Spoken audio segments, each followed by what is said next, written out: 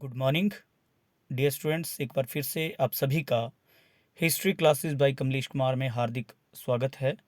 हम कक्षा 12वीं की पाठ्य पुस्तक भारतीय इतिहास के कुछ विषय भाग 1 का सेकंड चैप्टर राजा, नगर और किसान पढ़ रहे हैं, जिसे एम एस सोढ़ी की बुक में राजनीतिक और आर्थिक इतिहास के नाम से जाना जाता है। इसमें अभी तक हमने बहुत सारे ज़रूरी कॉन्सेप्ट्स पढ़ लिए हैं, चाहे बात मगध की हो, महाजनपदों की हो, मौर्य साम्राज्य की हो, और मौर्य साम्राज्य के पश्चात जो मौर्य उत्तर काल है उसमें बहुत सारे छोटे छोटे साम्राज्य अस्तित्व में आए, जिसमें शक, सातवाहन, चेदीवंश, यवन, जिन्हें पार्थियन भी कहा जाता है, इसके अलावा चोर, चेल, पांड्य, इन सभी के बारे में हमने पिछली कक्षा में पढ़ा था। आज हम बहुत ही महत्वपूर्ण साम्राज्य कनिष्क, जिसका सबसे शक्तिशाली शासक था, उस साम्राज्य के बारे में पढ़ने जा रहे हैं, जिसे कुषाण साम्राज्य के नाम से जाना जाता है। तो इससे पहले कि हम इसको स्टार्ट करें, मुझे उम्मीद है कि आप लोगों ने हिस्ट्री क्लासेस बाय कमलेश का यूट्यूब पे चैनल सब्सक्राइब कर लिया है। अगर नहीं किया है तो आप इसे ज़रूर सब्सक्राइब करें। जहाँ तक इस चैप्टर की बात है, मैंने पहले बताया कि बहुत सारे ऐसे टॉपिक्स हैं जहाँ से बहुत सारे प्रश्न एग्जामिनेशन में पूछे जाते हैं, लेकिन आज जो टॉपिक हम पढ़ रहे हैं वो कुषाण वंश है। यहाँ से भी बहुत से ऐसे टॉपिक्स है यहाँ इसी चैप्टर, इसी टॉपिक के, जहाँ से न केवल कॉम्पिटिटिव एग्जामिनेशन के लिए आप लोगों को मदद मिलेगी, बाकी और भी जो भी एग्ज़ाम आप आगे आने वाले समय में दोगे उसमें आपको काफ़ी फ़ायदा होगा। तो आज हम बात करेंगे कुषाण वंश की। कुषाण जो कि यूची जाति से संबंध रखते थे, यूची, ठीक है। इसके बारे में हमने पिछली क्लास में भी पढ़ा था एक जगह, जब हम शकों के बारे में पढ़ रहे थे।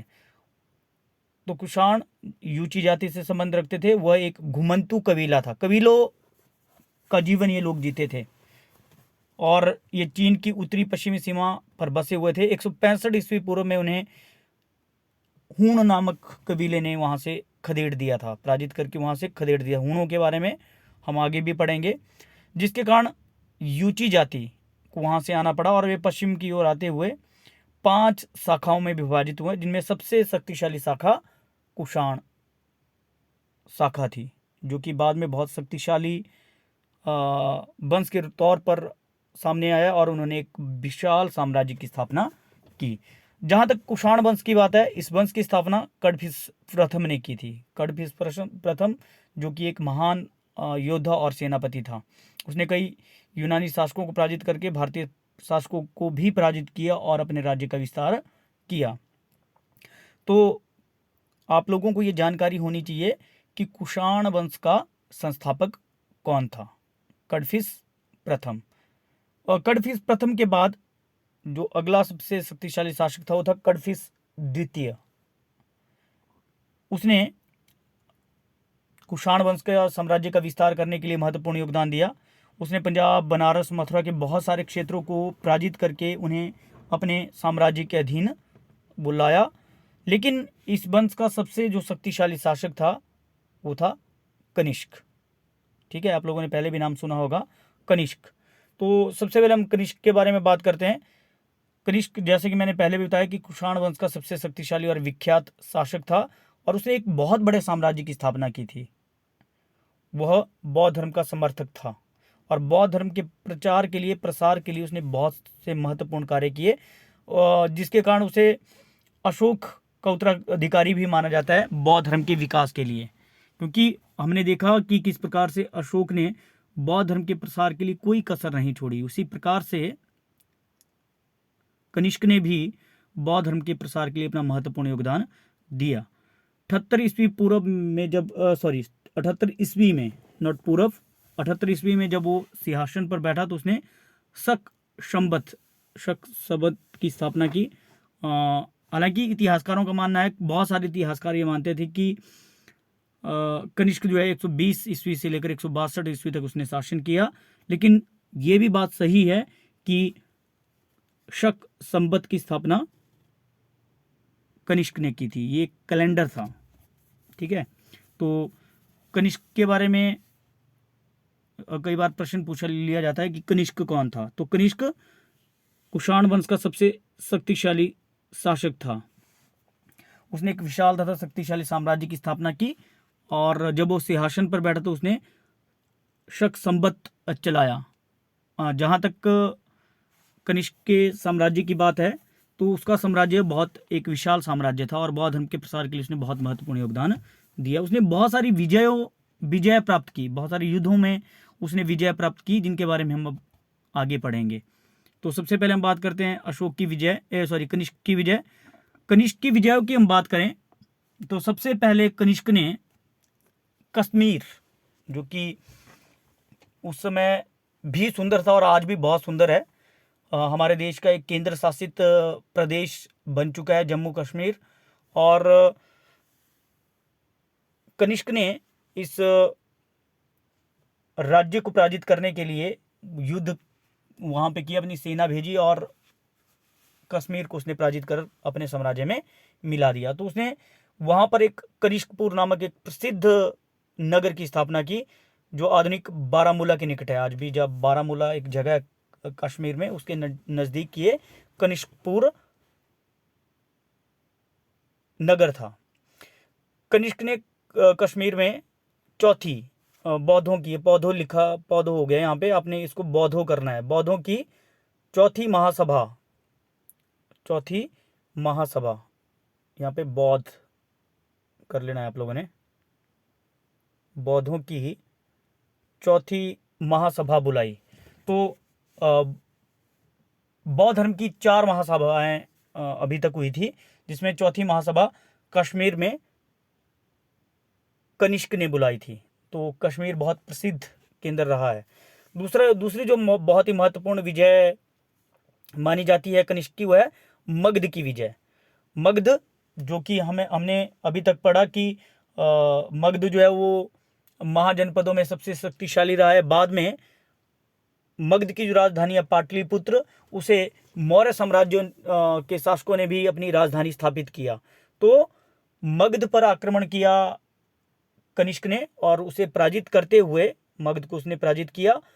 और जब वो मगध से वापस जा रहा था, वहाँ से उसने एक बहुत ही महान बौद्ध विद्वान जिसका नाम था अशोक घोष को अपने साथ ले गया। अशोक घोष बौद्ध धर्म का बहुत विख्यात एक विद्वान माना जाता है, जिसने कई बौद्ध ग्रंथों की रचना की, जिसमें बुद्ध चरित्र सबसे महत्वपूर्ण है। हालांकि इसके अलावा उसने सौदरानंद और ब्रजसूची जैसे महत्वपूर्ण ग्रंथों की रचना की। तो अशोक घोष को अपने साथ ले गया। फिर बाद में अशोक घोष उससे कनिष्क उससे इतना ज़्यादा प्रभावित हुआ कि उसने बौद्ध धर्म को अपना लिया और बौद्ध धर्म के प्रसार के लिए उसने बहुत ही महत्वपूर्ण योगदान दिया।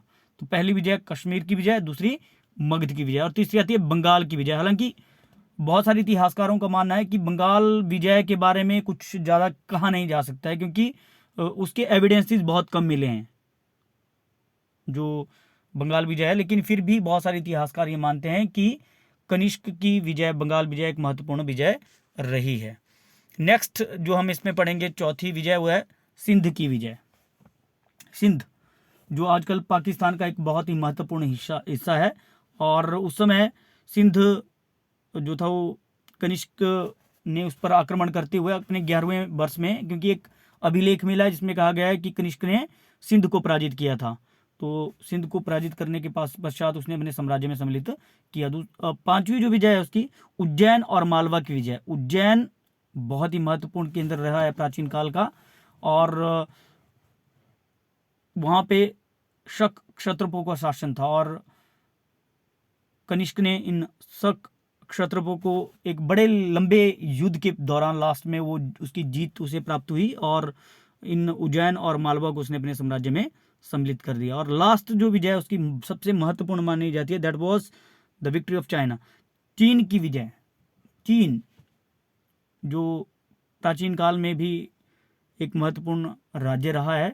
कड़फिस प्रथम ने चीन के ऊपर आक्रमण किया था पहले, लेकिन वो चीन को पराजित नहीं कर पाया, और उस युद्ध में कड़फिस ने द्वितीय ने जो है वो हार स्वीकार कर ली, जिसके बदले वो टैक्सेस देता था चीन को।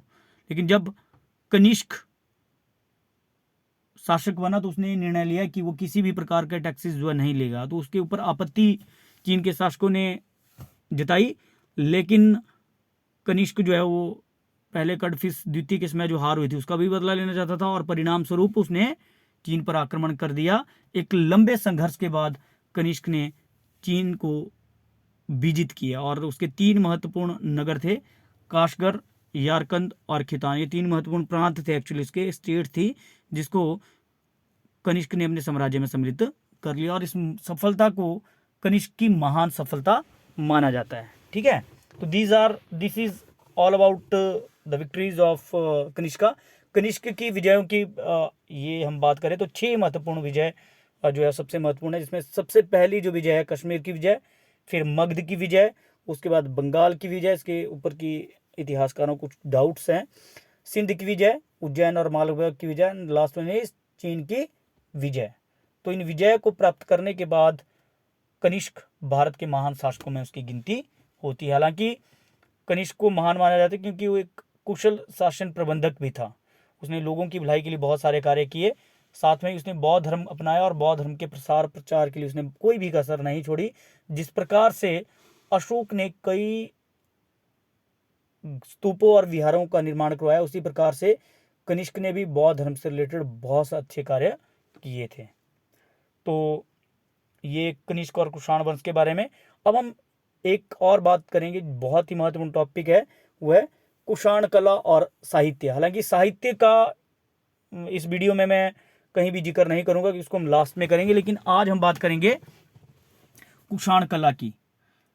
कुषाण कला और साहित्य की मैं बात कर रहा हूँ कि कला और साहित्य के क्षेत्र में इस काल में बहुत सारा विकास हुआ। साहित्य की बात करें तो अशोक घोष के बारे में हमने बात की, जिसने बुद्ध चरित, उसके बाद नागार्जुन थे, वसुमित्र थे, चरक थे, ये सभी के सभी कनिष्क के शासनकाल के महान विद्वान रहे हैं, और उन्होंने कई ग्रंथों की रचना की है।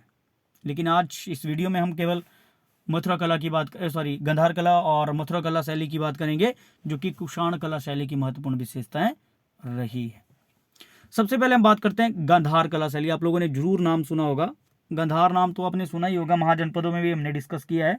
लेकिन ये जो कला शैली थी, हालांकि कनिष्क से पहले से ये शैलियाँ चली आ रही है। कला शैली की हम बात करें जिसमें मूर्तियों का निर्माण, स्तूपों का निर्माण, बिहारों का निर्माण, बिल्डिंग्स का निर्माण, बहुत सारे भवनों का निर्माण, लेकिन कनिष्क के शासनकाल में इस शैली ने बहुत सारा विकास किया। भारतीय कला के इतिहास में गांधार कला को सर्वोच्च स्थान प्राप्त है। इस कला का विकास कुषाण काल में बहुत अपनी उन्नति की शिखर पर पहुंच गया था। मैंने पहले भी बात की, हालांकि पहले स्टार्ट हुआ था, लेकिन कुषाण काल में अपनी उन्नति के शिखर तक ये कला शैली पहुंच गई थी। ठीक है, इस कला के विषय ध्यान से सुनना है। इस कला के जो विषय थे और विचार और जो भाव थे, जो फीलिंग थी, और जो टॉपिक्स थे, और जो थिंकिंग थी, वो सारी की सारी क्या थी? भारतीय थी। लेकिन ये कला यूनानी थी। विषय भी भारतीय थे। महात्मा बुद्ध भारत से रिलेटेड है, बौद्ध धर्म से रिलेटेड है। विचार कि उनकी मूर्तियों को किस प्रकार से बनाया जाए, ये भी भारतीय था। और भाव, जो फीलिंग्स हैं, वो भी भारतीय थी। लेकिन ये कला यूनानी थी, जिसके कारण इस कला को भारतीय यूनानी कला अथवा यूनानी बौद्ध कला के नाम से भी जाना जाता है। समझ आ गया आप लोगों को? होप करता हूं कि समझ आ गया। समझ नहीं आया, एक बार फिर से हम बात करते हैं कि गांधार कला को 2 नामों से जाना जाता है, एक भारतीय यूनानी कला और दूसरा यूनानी बौद्ध कला। भारतीय यूनानी कला क्यों कहा जाता है? भारतीय यूनानी कला इसको कहा जाता है कि यूनान, हमने बात की थी इजिप्ट की पहले, तो यूनान के जो शासक है वो लगातार भारत के टच में रहे, क्योंकि सबसे पहले सिकंदर आया, फिर सेल्यूकस के बारे में हमने बात की, फिर बाद में बहुत सारे मौर्य शासकों ने जो है वो यूनान के साथ व्यापारिक संबंध स्थापित किए। सातवाहनों की बात हो, शकों की बात हो, तो इस प्रकार से यूनान और भारत के बीच प्राचीन काल में बहुत सारा व्यापार और बहुत आदान प्रदान होता था, जिसके कारण कि ये शैलियाँ भी, कला शैलियों की हम बात करें, ये भी जो है वो इस प्रकार से डेवलप हुई। क्योंकि हमने बात की कि भारतीय जो गांधार कला शैली थी, इसमें भाव, जो फीलिंग्स थी, जो टॉपिक्स थे और जो थिंकिंग थी, ये सारी इंडियन थी। लेकिन कला जो थी यूनानी थी, जिसके कारण इसको भारतीय यूनानी कला के नाम से भी जाना। और दूसरा, इसको यूनानी बौद्ध कला क्यों कहा जाता है, क्योंकि इस कला शैली में सभी की सभी जो मूर्तियाँ थी या फिर और प्रकार के जो कलाकारी थी वो सारी की सारी बौद्ध धर्म से रिलेटेड थी, इसलिए इस कला को भारतीय सॉरी यूनानी बौद्ध कला के नाम से भी जाना जाता है। और इसकी विशेषताओं की अगर हम बात करें, आप देख सकते हो कि इसी शैली में ये महात्मा बुद्ध की मूर्ति बनी हुई है जो दिख रही है। अगर हम बात करें इसकी विशेषताओं की, तो सबसे पहले गंधार शिल्पकारों ने पहली बार महात्मा बुद्ध की मूर्तियां बनाई। तो महात्मा बुद्ध की जो मूर्तियां बनी सबसे पहले वो किसके शासनकाल में बनी, महात्मा बुद्ध यूनानी कला शैली में वो बनी और कनिष्क के शासनकाल में बनी। यूनानी कला शैली में बनी और कनिष्क के शासनकाल में ये बनी। दूसरा, शैली के द्वारा बनाई गई ये जो शैली थी गांधार कला शैली, इस शैली के द्वारा बनाई गई मूर्तियों में बुद्ध को यूनानी देवता अपोलो की तरह दिखाने का प्रयास किया है। यूनानी देवता था अपोलो, उनकी तरह इस मूर्ति में आप देख सकते हो, उनकी तरह दिखाने का प्रयोग। अपोलो जो देवता थे वो यूनान के प्रसिद्ध देवता है, और महात्मा बुद्ध को भी इस कला शैली के द्वारा उनकी तरह दिखाने का प्रयास किया गया है। इस शैली के शिल्पकारों ने वास्तविकता को दर्शाने के लिए शरीर की नाड़ियों, हड्डियों इत्यादि को बड़ी सूक्ष्मता से दिखाया, बड़ी बारीकी से दिखाया गया है, बहुत सुंदर उसे ये दिखती है। आप इस वाली फोटो में अगर देखोगे तो आपको दिखेंगे कि मसल्स दिखाई दे रहे हैं, है ना। तो इस तरीके से बहुत ही सुंदर तरीके से जो है इसे बनाया गया है। गंधार कला शैली की मूर्तियों के सिरों के बाल घुंघराले दिखाए गए हैं, जितने भी बाल इसमें दिखाए हैं घुंघराले दिखाए गए हैं। और मूर्तियों को सुंदर बनाने के उद्देश्य से उन्हें वस्त्रों होगा यहाँ पे, वस्त्रों तथा आभूषणों से क्या किया गया है, सजाया गया है। वस्त्रों तथा आभूषणों से सजाया गया है। तो these are the characteristics of Gandhara कला शैली। गंधार कला शैली की ये विशेषताएं रही है, जिसमें एक तो उसे भारतीय यूनानी कला शैली या बौद्ध कला शैली के नाम से जाना जाता है। और अगर इसकी बात करें शैली की कैरेक्टरिस्टिक्स की, तो महात्मा बुद्ध की मूर्तियाँ पहली बार इस कला शैली में बनी। महात्मा बुद्ध को यूनानी देवता अपोलो की तरह दिखाने का प्रयास किया गया है। और जो शिल्पकारों ने नाड़ियाँ और हड्डियाँ बनाई है वो बड़ी बारीकी से इनको दर्शाया गया। और इस शैली में महात्मा बुद्ध की मूर्तियों में जो सिरों के बालों घुंघराले दिखाए गए हैं और वस्त्रों तथा आभूषणों से उन्हें सजाया गया है। ठीक है, अगर हम इसी से बात करें कि कैसे शॉर्ट आंसर टाइप क्वेश्चन बन सकते हैं, तो आपको प्रश्न आ सकता है कि गांधार कला शैली को किन किन नामों से जाना जाता है, तो आप बताएं कौन कौन से। भारतीय यूनानी कला शैली और यूनानी बौद्ध कला शैली। ठीक है, तो कैरेक्टरिस्टिक्स हमने बात कर दी। अब लास्ट जो इसमें हम कर रहे हैं कला शैली, दैट इज मथुरा कला शैली। गांधार कला शैली और मथुरा कला शैली बहुत ही प्रसिद्ध है कुषाण काल में। हालांकि ये शैलियाँ पहले से भी प्रचलित थी, लेकिन कनिष्क ने कुषाण काल में, कनिष्क जो एक महान शासक था, उसने कला और साहित्य के क्षेत्र में बहुत महत्वपूर्ण योगदान दिया और संरक्षण प्रदान किया उसने विद्वानों को।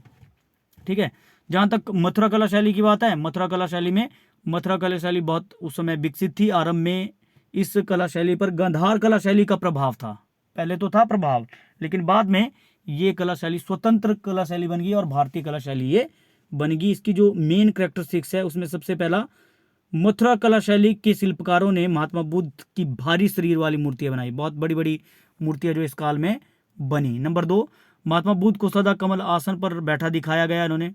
और नंबर 3, महात्मा बुद्ध की मूर्तियों में प्रभा चक्र पूर्ण रूप से अलंकृत है। और नंबर 4, इस कला शैली में महात्मा बुद्ध की बनी मूर्तियों के सिरों पर न तो बाल दिखाए गए हैं और ना ही मूछें बनाई गई है। जहाँ गांधार कला में महात्मा बुद्ध का दायां कंधा प्रायः नंगा दिखाई देता है, वहीं मथुरा कला में इसे वस्त्र से ढका हुआ दिखाया गया है। तो these are the characteristics of Mathura कला शैली। तो मथुरा कला शैली और गांधार कला शैली ये दो बहुत ही महत्वपूर्ण टॉपिक्स है। एग्जामिनेशन में प्रश्न आप लोगों को आता है, गांधार कला शैली की मुख्य विशेषताओं का वर्णन करो, मथुरा कला शैली की मुख्य विशेषताओं का वर्णन करो, जो आज हमने पढ़ा। ठीक है, तो आपने, उम्मीद करता हूँ कि आप लोगों ने ढंग से ये आपको समझ आया होगा। समझ नहीं आया तो एक बार फिर से आप इस वीडियो को देखें, और अगर अच्छा लगे तो सब्सक्राइब ज़रूर करें। Thank you and have a nice day.